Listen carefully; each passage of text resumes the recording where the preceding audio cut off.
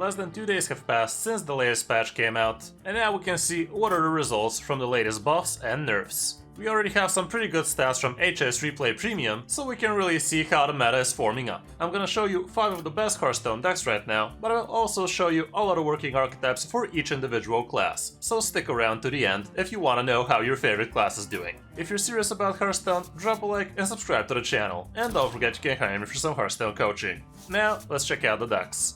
You are not prepared!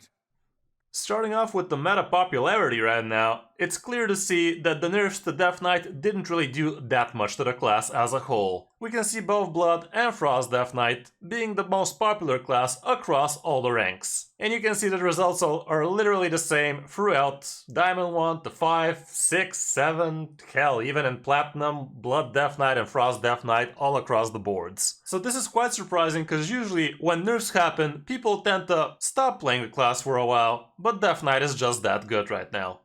Anyway, the first deck on the list is gonna be Unholy Death Knight, because this is one of the best performers after the nerfs came out, from Diamond to Legend. The deck remains pretty much unchanged from what it used to be, and it's still running the 2 Rowdy fans because the card is still pretty much as busted as ever. This is still pretty much a free mana 4/5 anyway you slice it, and it's even better than that because you can actually apply the attack the same turn you play it, so it's pretty big. The rest of the deck looks like Unholy Death Knight from the past, and this is no longer running things like location nor eggs, but it's just relying on tons of early game. We even have Astalor in here for some late game potential, School Teacher is still in here, plus Vizier for the good discovers, and nowadays not being able to discover a triple rune, Plague Grain for instance, is definitely not somebody anybody's gonna miss, so technically this is making the deck indeed a bit more consistent. We still have Marrogar at the end, which is indeed a pretty good triple rune card to be able to discover, but it's not like Unholy was able to do that anyway, so no harm, no foul. Anyway, you still just want to be curving out with the deck with your good early game, possibly stick the chicken on turn 3 and follow up with an Nerubian Swarm Guard after that makes it a very sticky board for the opponent to deal with, and even if they do deal with some of it, Grave Strength is around the corner to take it from there. And if that doesn't work out, we also have Marrogar at the end, which is usually too big of an ask for most opponents to answer. Matchup wise, we're gonna have to look at it for the last 30 days to see some picture of it, but as you can see, Blood Death Knight is not gonna be fun, as well as Control Priests, but everything else looks pretty green. For the mulligan, here's what it looks like going first, and obviously Battle Fiend Necromancer is always gonna be MVP. Tempo Blightfang can also be super good, especially if you're expecting a board-centric matchup. If you're already curving out Nerubian Swarmguard, could be a keep. Bodybagger can also be pretty decent. Arms Dealer feels like a lot better of a keep if you ask me, but I guess now without the egg it's not as amazing. Skeletal Sidekick I'd only keep if I already have a good 1-drop to play beforehand, because this is not exactly a 1-drop. Hawkstrider Rancher, depending on the opponent, you can definitely hold on to it and tempo it out on turn 3, reliably expecting it to stick because it's so hard to deal with, and Tour Guide is also not bad. And when going second, again, this is what it looks like. And in some cases even Marrogar might be a good keep, but obviously sitting at less than 10% kept, you have to really have a good curve for it, and maybe the proper matchup for it too. Sylvanas also feels a little bit high on the keep list, but she is definitely a good tempo swing when you're going second, like playing this as soon as turn 5, stealing something big from the opponent can be huge. Necromancer is still great, Hawkstrider Rancher, Bodybagger, and the Swarm Guard as well, and seems like even Vizier is not that bad. On the number 2, we still also have Frost Aggro Death Knight, and the deck is basically the same as what we've used to been seeing the last few days before the nerfs came out. This variant is abusing Pozic, which is just huge for this archetype because it's such a great play. Like, no matter what the opponent chooses, it's always gonna be wrong, cause you're both okay of dealing with the free freeze if he decides to spend free mana on a useless free, and you're also okay if they kill this, so you can get a couple of free freeze for free, which is a lot better than having to spend 6 mana on him. We still have the Rowdy fan, strong as ever, but maybe we are gonna see some iteration that's not running this anymore. Maybe the Hardcore Cultist is gonna be a bit better now, who knows? But yeah, the deck is literally the same. You have 2 Mites of Menethil, Frigadaura, even though -2 attack, she's still huge. And true, not being able to discover extra Marrow Manipulators or Frostworm Furies is gonna be a pain in some matchups, but it should be fine in most cases. You can check out my detailed guide about it if you want to know how to play with this deck. Matchup wise, here's what the stats show, and again, no bad ones. And for the last 30 days, the situation is basically the same, aside from some Spell Demon Hunter and maybe Mech Paladin, even though that doesn't really sound too plausible to me. But yeah, everything is still indeed green. Mulligan-wise, you want your Egg, Arms Dealer. If you already have the Egg, Sidekick is also fine. Pazik, I wouldn't really be keeping when going first, even though if you are curving into it, sure, but keeping a 4-drop with this deck is a little bit iffy because you have so many of them. Bonebreaker can be fine, especially against particular matchups, and you already have the Egg. Rowdy Fan can also be a keep. And when on the coin is pretty much the same, but here you could even consider the Vizier, I guess. And if you're curving out, one of your best 4-drops like Pazik or Tessarian can also make the cut, the rest is the same. For other good Death Knight decks, we obviously also have Blood Death Knight, even though it's not doing as amazing as it used to, and we don't have that many stats for it. But yeah, Blood Death Knight is still pretty much a powerhouse, and even though you're not gonna be able to discover extra copies of Empiric Blood, this also means you're gonna be able to discover a lot more reliably hard removals like Corpse Explosion, Blood Boil, Death Strike, and so on and so forth. So yeah, it is a nerf for sure, but it's not all bad. And the rest is basically iterations of these 3 decks, so again, take your pick.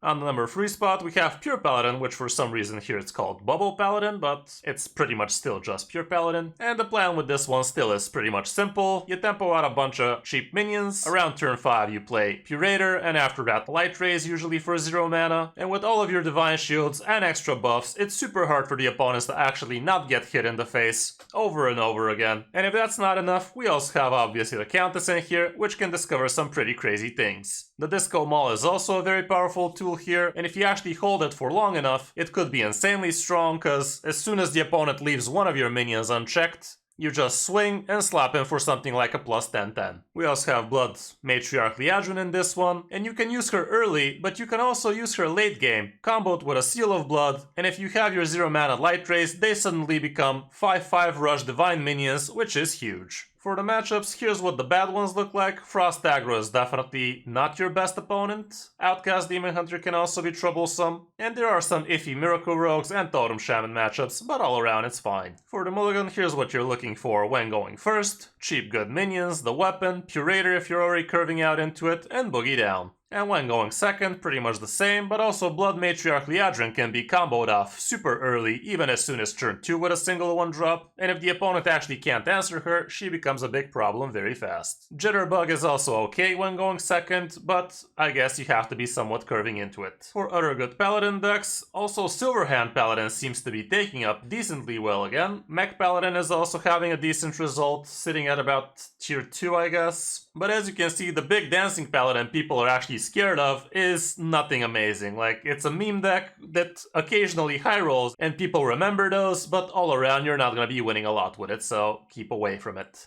On the number 4 spot we also have Undead Priest, which is another great super fast aggro deck, which you can be climbing very fast with. This one's also utilizing Pazik here as well, which just proves to be an all-around great card to have in fast decks like that. The only difference from the list I already showed you and gave you a guide about is that we have one Pazik instead of one Boneflinger, so yeah, you could definitely try this list and see how that feels for you. But all around this list is a lot faster, and we're no longer running the 1 mana revive a free drop or less, as well as the 4 mana 2/5 Bonecaller, because you are just simply running too many cheap minions, so reviving something like a Banshee is definitely not worth your time, so keep that in mind. Matchup wise, we're gonna have to look at the list without Pazik because there's not enough stats for it, but as you can see, everything is green for when the patch came out. And also, on the last 30 days, we can see Outcast and Spell Demon Hunter might be a problem. But all around, it's fine. Mulligan wise, again, we're gonna use the more populated list without Pazik, but when going first, you want your good 1-drops. Shadow Ascendant proves to be MVP. Location is also pretty important because you tend to run out of gas real fast, and also if you already have a good 1-drop like let's say Egg or Arms Dealer, you can also consider keeping the Banshee. The High Cultist also makes a lot of sense, but try to have an already good curve. Careful not to keep Undying Allies because when going first it's just not worth it, you don't have enough cards to make it really worth your while. When on the coin, however, Undying Allies is a lot better because you usually are able to combo it off at least with a couple of minions. But again, you want your good 1-drops, High Cultist is still insane, Location as well, Shadow Ascendant, but the rest probably not such a great idea. Other than that, Priest can also go for Thief Priest or Svalno Priest, which are actually looking pretty similar, so I guess it's kind of the same deck, but yeah, that's about it for the Priest class.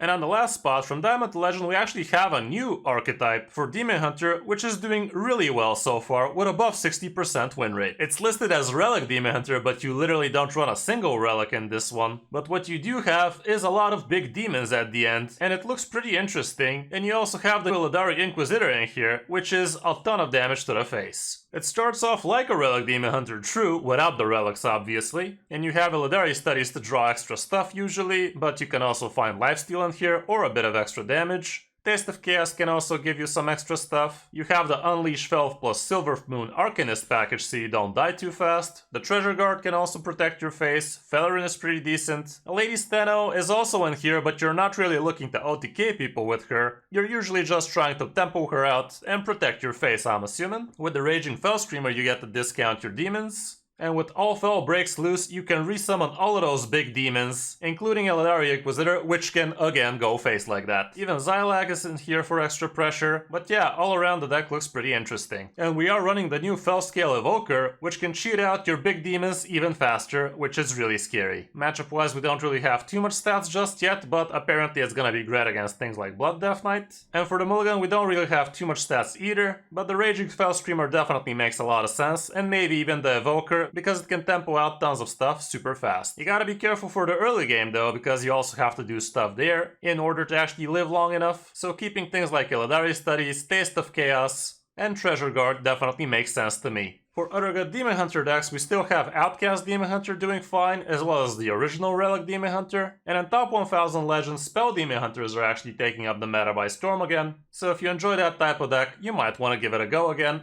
especially if you're good with it. For the classes we didn't mention, we have Druid with Tony Druid at the top, but also there's a new Death Rattle Druid as well, which looks pretty interesting, and it does utilize a lot of new things that we haven't seen before, thanks to the Death Blossom. The Ozumat Death Rattle Druid I showed you is also doing fine, and there's a bunch of iterations of those at the bottom too. For Hunters so far, Face Hunter is doing best, but also Hybrid Hunter is sitting at a comfortable 57% win rate, which is not horrible at all, as well as Big Beast Hunter at 56%. With Mage, so far Mech Mage seems to be the best performer, with only a 55% win rate. There's also a Burn variant, which is not doing super amazing either, and Secret Mage is sitting at dead 50%. For Rogue, Miracle Rogue is the best performer so far. There's this new Managery Rogue as well, which looks kinda odd, and it is utilizing the newly buffed McBlingatron.